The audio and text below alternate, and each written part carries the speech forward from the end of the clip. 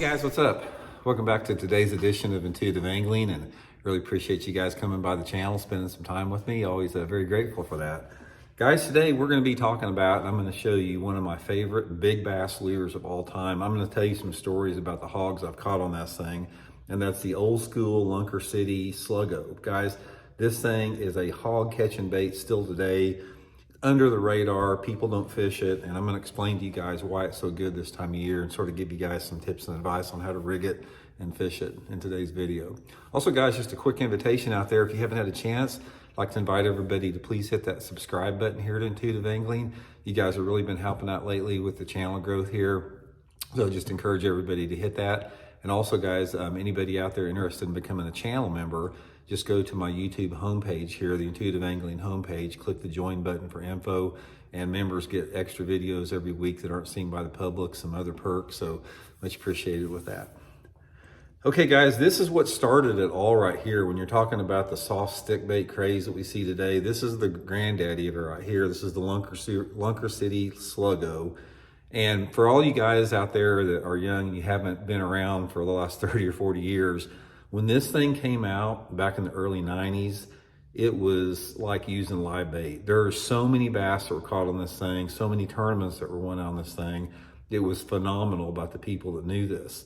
And I'm going to share with you guys some stories about conditions it works in and, you know, the big ones that I've caught on this thing. And also, guys, I will put the my Tackle Warehouse link in the description to the Sluggo link for Lunker City if you guys want to pick you up some. You probably will after watching this video here. But I'll tell you real quick here before we get started in the video, the most memorable, unbelievable, amazing strike that I have ever gotten from a bass in my entire life, and out of all the years I fished, the one bite that stood out to me was on a Sluggo down at Lake Okeechobee down there. Now, this particular tournament was practicing for an FLW tournament back in, this is probably the late 90s, I'm going to guess. And at the time, Lake Okeechobee, before it turned into a mud pit like it is now for the most part, there was a lot of clear water in it. And there was this big, giant, super clear water grass bed on the north shore of the lake where you had visibility of maybe 6 or 7 foot with a lot of scattered grass. And I was throwing that Sluggo over this grass bed, and I was threw it out there and I was twitching it. And I like to fish a Sluggo just under the surface for the most part, about that far under the surface. Make a long cast, and water's calm. It's like completely calm out practice. And I'm twitching this thing, and guys, all of a sudden, the boil under this bait, you have never seen anything like it. It's almost like you started up a 250 horsepower motor, trimmed it up and goosed it. There was a boil that I swear this boil had to be 6 or 7 foot wide. It was massive. It's like the water just rolled under this thing.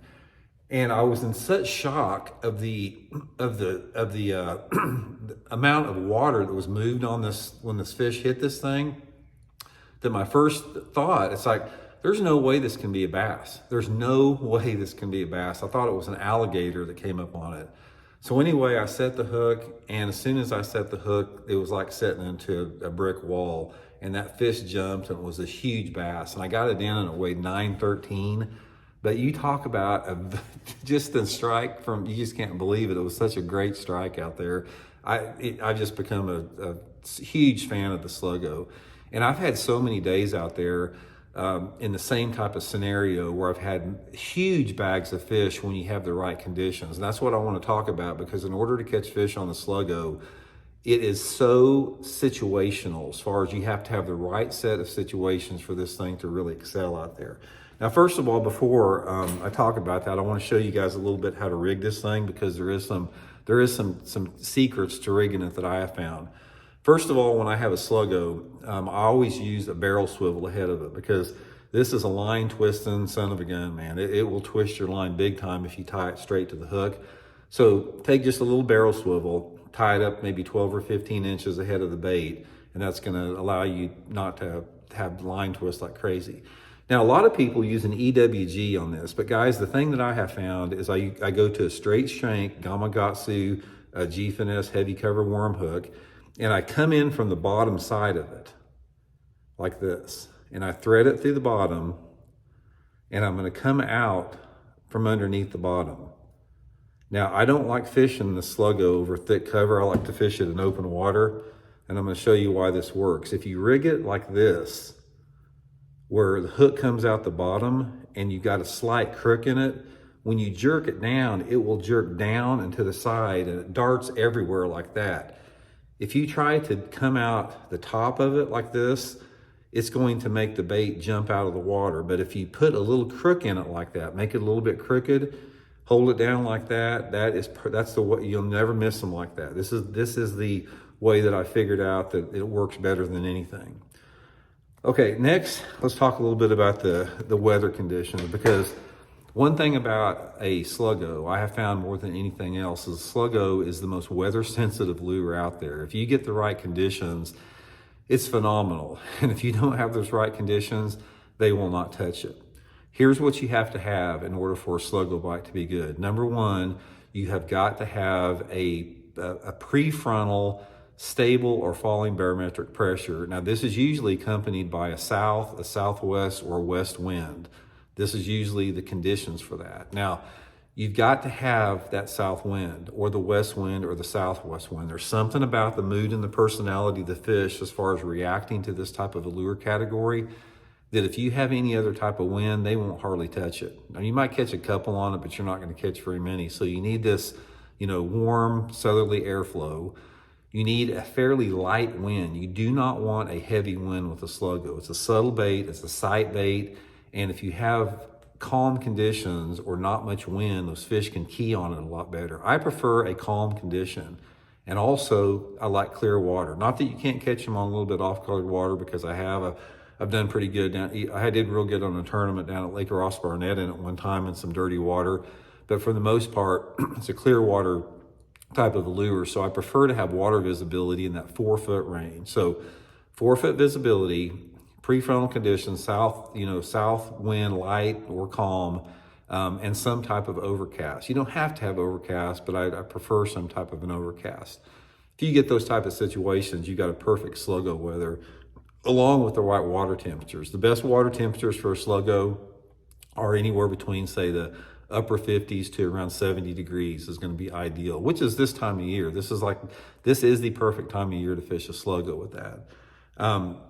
That if you happen to get, say for example, and this has happened to me a ton of times, where I've went out and I've had those conditions and I've done super good in practice, and then the next day, of course, a front rolls through and you got a north wind. If that happens, guys, these fish will not hit the Sluggo. They may look at it, but they'll never bite it. So if you happen to get a situation where you're catching them on it and then you have a front come through, you might as well put it up in your box, because they're not going to bite it. But under those situations, it's going to be, there's something about this lure, it triggers big fish to hit it. I don't know what it is, it's a big fish lure.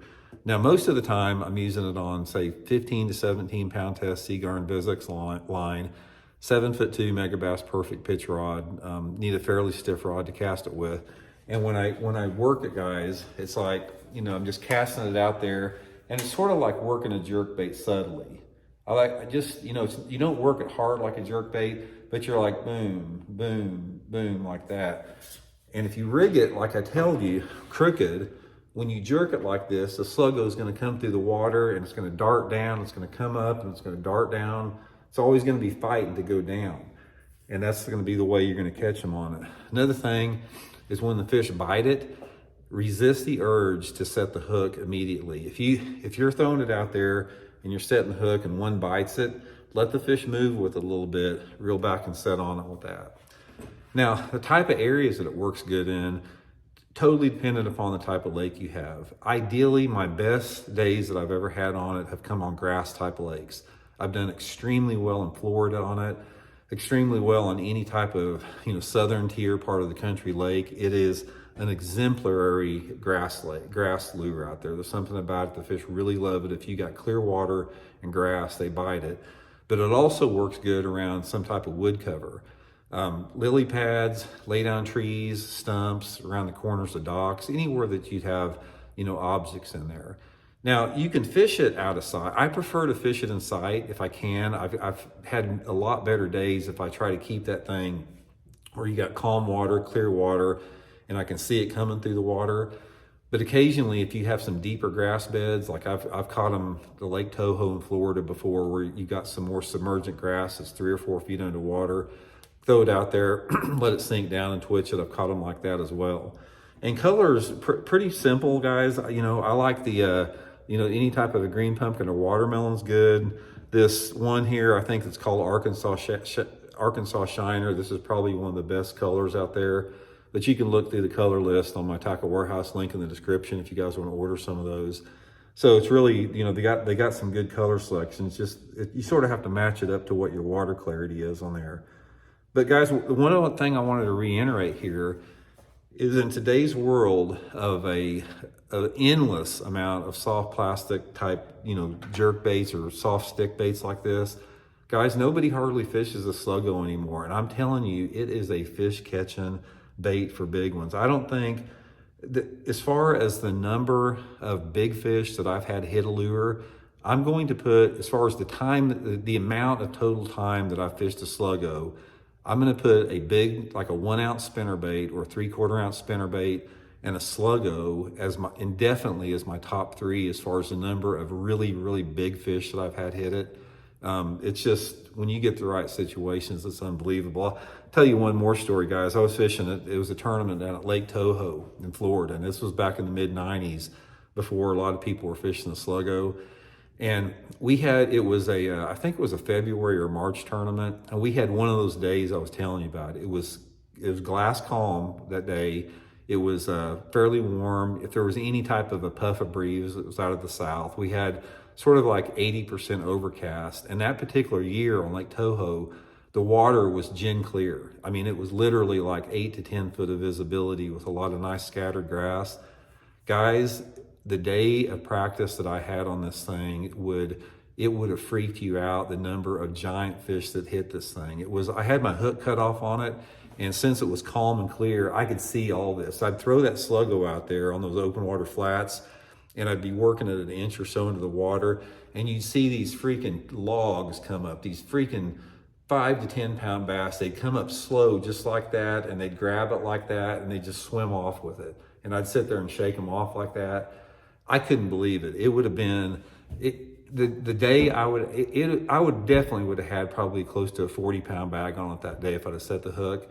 So I knew something was fixing to change. Sure enough, next day, first day of the tournament, front rolled through, 20-mile-an-hour north winds, bluebird skies, never had a bite on it in the tournament. That's how weather sensitive it is. But if you get those right scenarios, guys, you can catch toads on the thing. So anyway, guys, Tackle Warehouse link in the description for the Sluggos. Get you a few of them.